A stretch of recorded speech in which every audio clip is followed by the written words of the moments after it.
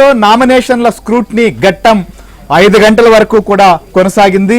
ఈ స్క్రూటినీ వ్యవహారంలో చాలా కీలకమైన ప్రక్రియ ఇది. నామినేషన్లు సమర్పించినటువంటి అభ్యర్థులకు సంబంధించినటువంటి విషయంలో ఏ రకమైనటువంటి తప్పొప్పులున్నా అభ్యంతరాల రూపంలో ప్రత్యర్థి పార్టీలకు సంబంధించినటువంటి అభ్యర్థులు కావచ్చు, లేకపోతే మరెవరైనా వ్యక్తులు కావచ్చు, వారి నామినేషన్లో పొందుపరిచినటువంటి అంశాలపైన లేదా కొన్నిటిని దాచిపెట్టినా క్లియర్గా ఏదైతే ఎన్నికల కమిషన్ నిబంధనలు పాటించకుండా ఎవరైతే నామినేషన్లు వేసుంటారో వాటన్నిటిపైన కూడా ఫిర్యాదు చేసేటువంటి పరిస్థితి ఉంటుంది. వాటిని పరిశీలించిన తర్వాత అవి ఆ నామినేషన్లను ఓకే చేయడమా, లేకపోతే తిరస్కరించడమా, లేకపోతే ఆమోదించడమా అనేది ఆర్ఓ నిర్ణయం పైన కూడా ఆధారపడి ఉంటుంది. అయితే ఆర్ఓ అన్ని అంశాలని కూడా పరిశీలిస్తారు. ఎవరైతే కంప్లైంట్ ఇచ్చారో, లేకపోతే ఏ అంశాలపై అయితే ఫిర్యాదు చేశారో, ఏ అంశాలను అభ్యంతరంగా చూపారో వాటన్నిటినీ కూడా వివరణ తీసుకుంటారు.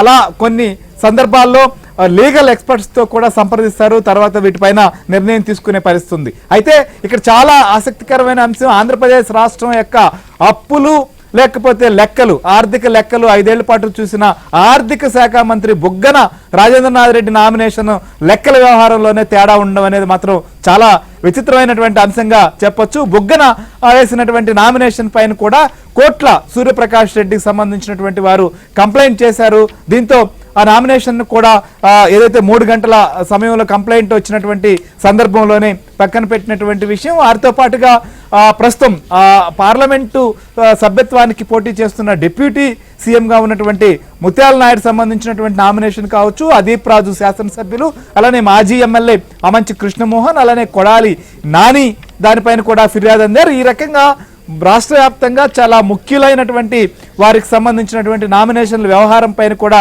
చాలా రకాలైనటువంటి కంప్లైంట్లు కూడా చేశారు. కొంతమంది ఉద్దేశపూర్వకంగా టార్గెట్ చేసినటువంటి కంప్లైంట్లు కూడా ఉన్నాయి. నెల్లూరు ఎంపీ అభ్యర్థి పైన కూడా ఈ రకంగా చేశారు. సో ఓవరాల్ గా రాష్ట్రంలో స్క్రూటినీ సంబంధించినటువంటి విషయంలో ఏ నామినేషన్లు ఇప్పటి వరకు ఓకే అయ్యాయి, ఏ నామినేషన్లను ప్రస్తుతానికి తాత్కాలికంగా వాటిపైన విచారణ చేస్తున్నారు, లేకపోతే వాటిల్లో ఎన్ని ఆమోదం పొందుతాయి, ఎన్ని తిరస్కరించే పరిస్థితులు ఉన్నాయనే దానిపైన చాలా ఆసక్తి ఉత్కంఠ నెలకొని ఉంది. దీనికి సంబంధించిన మరింత అప్డేట్ కూడా మా ఏపీ బ్యూరో చీఫ్ రామారావు వంత పాటు లైవ్ లో ఉన్నారు. అలానే ప్రకాశం జిల్లా నుంచి సో దీనికి సంబంధించినటువంటి అప్డేట్స్ అందించేందుకు వెంకట్ కూడా మనతో పాటు లైన్ లో ఉన్నారు. అలానే బుగ్గన సంబంధించిన నామినేషన్ వ్యవహారం పైన మరింత అప్డేట్స్ అందించేందుకు సుంకన్న మనతో పాటు లైవ్ లో జాయిన్ అయ్యారు. ఇక విశాఖలో చోటు చేసుకున్నటువంటి పరిణామాలపైన కూడా మనం లైవ్ చూద్దాం. సో ముందుగా ఆంధ్రప్రదేశ్ లో ఉన్నటువంటి అన్ని పరిస్థితులపైన, ఇక్కడ ఉన్నటువంటి పరిణామాలపైన కూడా ఓవరాల్ గా ఇవాళ వచ్చినటువంటి కంప్లైంట్లకు సంబంధించినటువంటి విషయంలో ముఖ్యంగా